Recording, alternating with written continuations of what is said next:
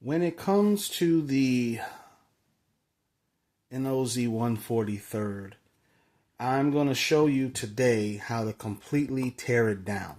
So this will get completely dismantled in a lot of ways. This is just like a larger 1/10th or 1/18th or even a 1/24th scale vehicle, but it is 1/43rd scale. You can see how small it is. So I am going to tear this down completely. Now, the body I've already taken off. I screwed up the paint. So as you can see, I'm removed the paint for the most part. And now I just got to go back and finish up the little odds and ends. So for the breakdown of this vehicle, I'm using an electric screwdriver, bits. Well, I'm going to turn them this way so you can see. I'll be using the smaller bits. And I'm not going to use the maximum amount of pressure on this. I'm going to dull it down to just the minimal amount of pressure because I don't want to damage the plastic. And you will also need a set of pliers because you got to kind of pry up the actual connectors for the battery, the servo, the motor, things to keep in mind. But just in case we run into a little trouble with that, I got my small micro-sized driver here that'll help with prying and screwing and tightening and all that jazz. But I'm going to do a complete breakdown. I've already done a breakdown of the body, how to remove the lights, even how to paint. But like I said, I messed up the paint, so don't hold that against the car itself. That's my mistake that I am greatly paying for. Now, I'm going to start with the small bit. And before I go any further, understand that if you screw this up, it is on you. So if you are not comfortable disassembling RC cars, or this is something that you maybe are going into cautiously, or you're going to say, well, you made a video and told me how to. No. If you're not tech savvy, or if this is your first time doing it, maybe watch this video a couple times to get a feel of how to do it before you actually take part in breaking this thing down. Because once you do, and you get lost along the way, though this is a video showing you how, I am not responsible for your warranty. All right? That being said, I'm going to start with disconnecting. First of all, let's make sure the vehicle's off. Secondly, I want to remove the connectors. So I'm going to start with the largest connector, which is going to be your servo. So I'm going to see if I can pry it up with my fingers. Just a little. Yep, came right up. And you never want to yank it by the wire. Don't yank it by the wire. Always try to grab the connector head itself if you can. I have small enough fingers. I know some of you guys got ogre hands, and it can be a little difficult. But try your best to just grab the connector head. This is the battery. That's the next piece. Again, came off. And here's the motor. And remember the order. If you don't, that's fine. You can always go back and, figure it out. But, oh my goodness, let's say you put the battery into the motor slot. You'll know you've done that because this will happen. Oops, that's the battery slot. Sorry, that's the right slot. Let's say you put it in the wrong slot. Oh, okay. Well, I did it again. I made the motor turn on the other day.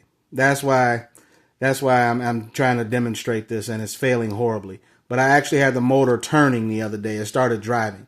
So now that that's disconnected, I'm gonna reverse course a little bit, and I'm gonna start with the wheels.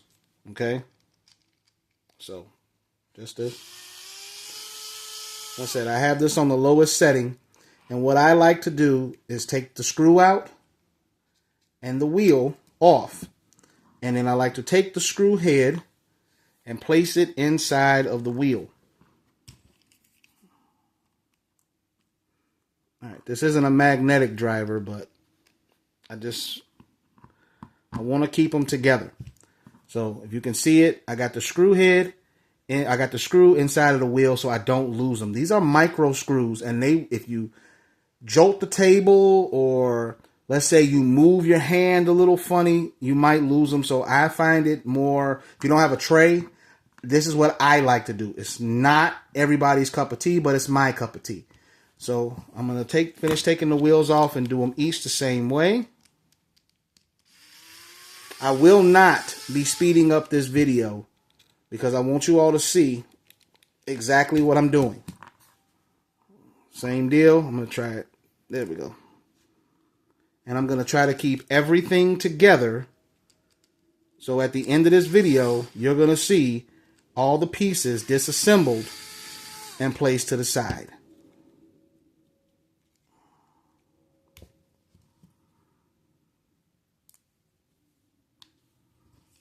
You don't need, I got this tray here that I'm using that you see in all my videos. I got this tray from the Dollar Tree for $1.25. And this is an excellent mat. This has been an excellent purchase for taking my RC stuff apart and even some of my other stuff. This has been an excellent little table assistant here. I'm going to call it that because I just totally blanked on the name of it. But this has been an excellent buy, so I would encourage, if you have a table, I have a towel that surrounds this so that if any of my screws fall off, they won't hit the floor. But I also use this because the hard surface comes in handy. So, moving on, we have 1, 2, 3, 4 screws. All right, that secures the motherboard in place. So I'm going to take each screw out.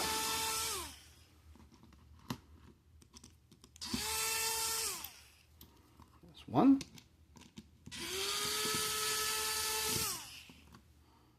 That's two. And my apologies for the camera.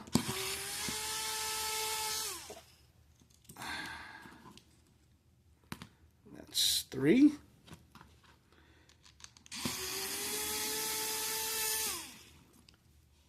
That's 4. 4 screws, 1 motherboard. It should come right up. You just got to be a little careful. You don't want to pull the wires. And there's your motherboard. It's off the car.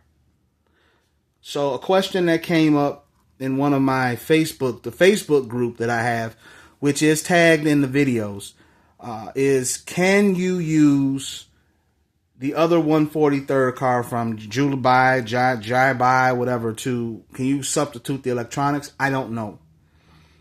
I'm hyper focused on this car because I love the design and the build of it. This is almost 1/10 scale quality. So I haven't really focused much on that. So I would advise, if you have the extra money to waste and if it goes wrong, you're okay with the loss. But I personally, I haven't tried it, so I don't have an opinion on that. Now, I'm going to move into the top portions here. So we have gearbox, servo, and battery.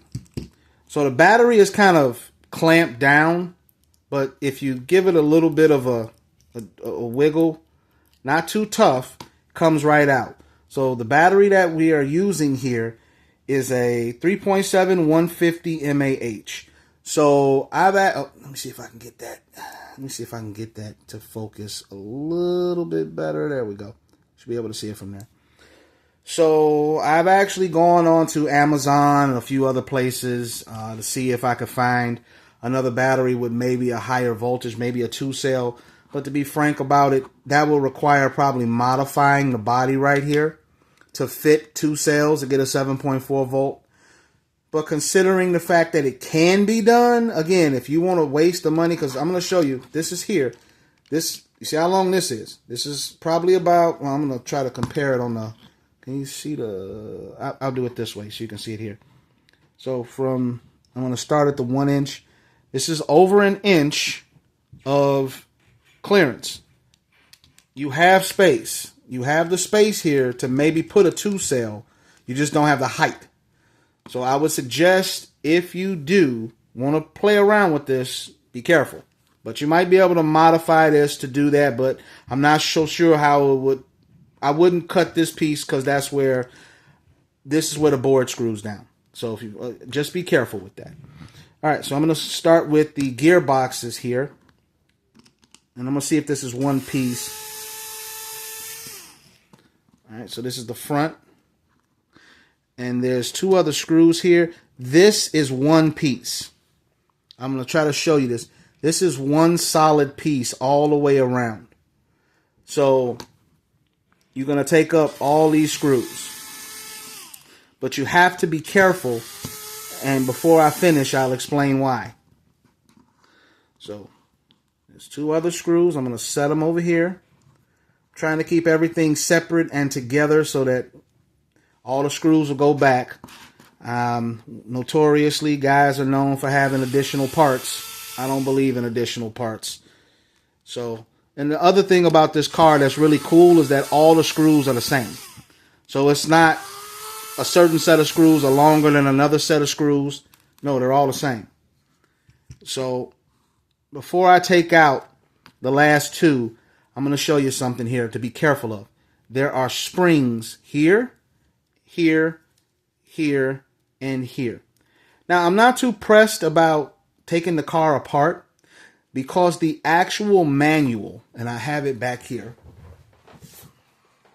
This is the manual that you'll get. Now, it comes in Chinese, Mandarin, sorry, not trying to get canceled.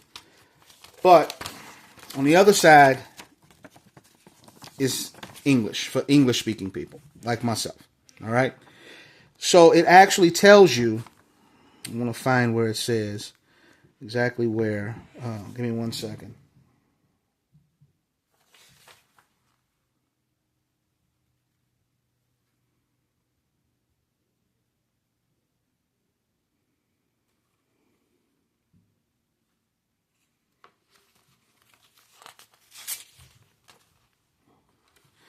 Under maintenance, it tells you at number 4 to apply lubricating oil to all the moving parts. To wipe off, it says duct, but that's supposed to be dust and oil. But it also tells you if all the screws are loose or not. So they have actually engineered this car with the anticipation of you taking it apart to do maintenance and potentially upgrade. So that's in the manual. It tells you to disassemble and clean the moving parts. So before I take that off, though, again, you have springs. You can't just yank the top off. So you want to be careful because those springs are tiny. So now I'm going to remove the last 2. I'm going to remove the last 2 screws. Ooh. And this is exactly why I use this board and have a towel in the event of this. So now, just a little jiggle. All right, make sure. Okay. All right. Make sure here. Hold on. Okay, there we go. Okay. Oh, I was wrong. This is 2 separate pieces. I apologize. I was incorrect. Oh, this piece is on top of this piece. So they engineered it very interestingly here. So hold on. Come on now. Yeah, I did get the screw here. There we go. All right. So this is one solid piece. And I'm going to slowly remove it. Turn it over. So you have grease, you have oil. Here's your interior. And here's your front steering. Here's your servo, 3-wire servo right here. It just comes right out, but it's actually attached to this. So I can see a future upgrade maybe being adjusted in-toe, out-toe. You have micro dog bones. I'm going to set all 4 of them right here. You have 1, 2, then 3 and 4 right there. You have I'm going to try to decode this motor, but this is your motor in your pinion. It's not adjustable. However, here's your drive shaft, and that sits right here. It goes to a diff, and you have a front diff and a rear diff. It is it's a locked diff in the front. It's not a slipper clutch on there. Same for the rear. There's no slipper clutch. It's just a solid one-piece diff. All right. Here's your springs. These are tiny. These are like watch springs. So I'm gonna set those right there. Let me clean I got oil here, so let me clean them off my fingers. And set that there. Now, when I yanked up the servo, thank goodness I have this in a towel because I was able to keep the springs on. That didn't go too far. And I'm getting to the juicy part because I know some of you all are watching this to find out one very important thing. Is this capable of ball bearings? Does it come with bearings? Can I add bearings? Tell me something because I want to go and order and fix it up and try to get it going. So I'm going to tell you now. Let me get these set up because as you can see, these tiny springs me and springs have a history and it's not a good one. All right, there we go. So you have your piece, your steering piece that probably can be an upgrade coming down the line. You can probably upgrade this, maybe the spur gear. Maybe the spur gear here, and I don't know. We'll see. Maybe a faster motor. Maybe down the line you can do a faster motor. But the car is almost completely gutted. Here are your rear diffs. As you can see, no knuckles for turning. Just two solid diffs. Excuse me. And, there's the other dog bone. Let me get that. I'll move that one over there. That hair off of there. I have been driving this on the surface and I have pets, so you got to be kind of careful. All right, so here's your chassis. Now, here's the fun fact in all of this. It's a metal chassis. So this is like nylon plastic.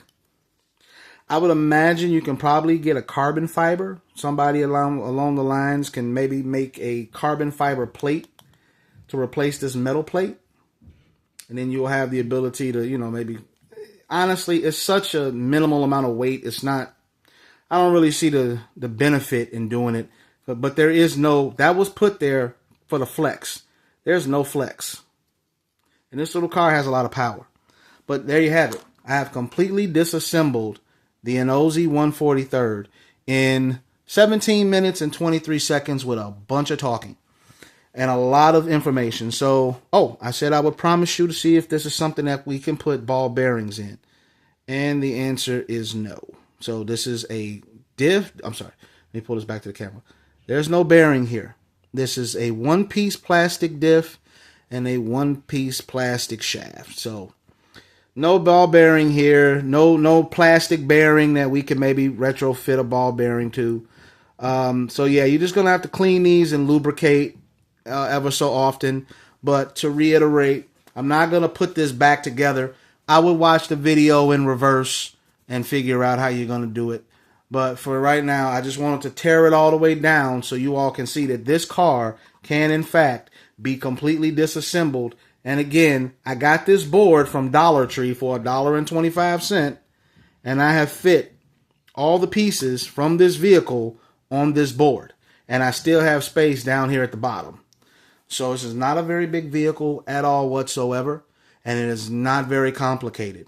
Do I think maybe an upgrade would be ball bearing diff, maybe aluminum dog bones, maybe aluminum cups and shafts, probably, maybe even a CV. Maybe you can do a CV for this. I mean, the possibilities are endless because you're literally dealing with a 1/10 scale vehicle in a 1/43 scale form. But this is completely disassembled. Like I said, maybe if somebody wants to, I don't know, they can do a carbon fiber chassis, plate for the bottom, and you still keep the plastic. Maybe a carbon fiber top, carbon fiber cover, carbon fiber cover for this. I'm throwing out ideas. If they come to fruition, I want to check. So that's all I got for tonight. If you all have any questions, please post. As far as the servo, I want to touch on this. As you can see, 3 wires, so this is a legit servo. I'm not sure as far as binding remotes. I don't know if you can bind a third-party remote, and I haven't tried, but if somebody wants to post it, hey, do it, try it, let us know how it goes. All right, ladies and gentlemen, the people that are watching, thank you for tuning in, and you all have a wonderful day.